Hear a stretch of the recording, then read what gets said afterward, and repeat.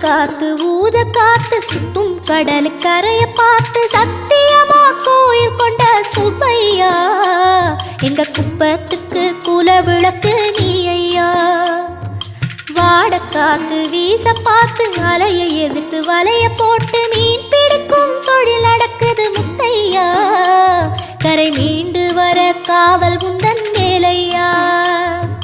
திருச்செந்தூர் ஆண்டவனே வேல் முருகா தினம் உனக்கு நன்றி சொல்வோம் மால் மருகா.